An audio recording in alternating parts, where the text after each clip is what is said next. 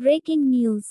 கடந்த 10 ஆண்டுகால பாஜக ஆட்சியில் 3656 மீனவர்கள் கைது செய்யப்பட்டிருப்பதாக முதலமைச்சர் வேதனை.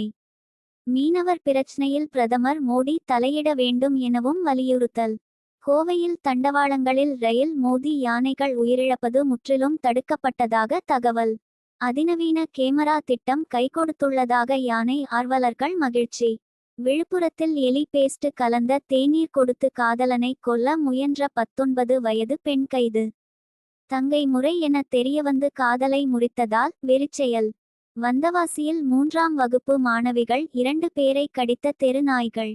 நகராட்சி அலுவலக வளாகத்திற்குள் நடந்த நாய்க்கடி சம்பவத்தால் பரபரப்பு.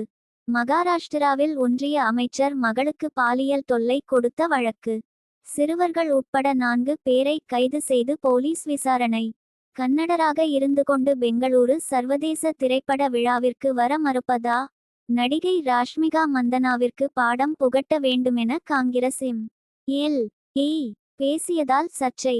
அரசியல் வாரிசாக அறிவித்த மருமகனை கட்சியில் இருந்து நீக்கிய மாயாவதி. சுயநலவாதி, திமிர் பிடித்தவர், மாமனாரின் நிழலில் செயல்படுபவர் என கடும் விமர்சனம். சாம்பியன் டிராபி தொடரின் முதல் அரையிறுதிப் போட்டியில் இந்தியா, ஆஸ்திரேலியா அணிகள் இன்று பல பரீட்சை. பிற்பகல் 2:30 மணிக்கு போட்டி தொடங்குகிறது. ஜெர்மனி மான்ஹெய்ம் நகரில் நடந்த கார்னிவலில் திடீரென கூட்டத்திற்குள் புகுந்த கார். 2 பேர் உயிரிழந்த நிலையில் ஓட்டுநரை கைது செய்து போலீஸ் விசாரணை.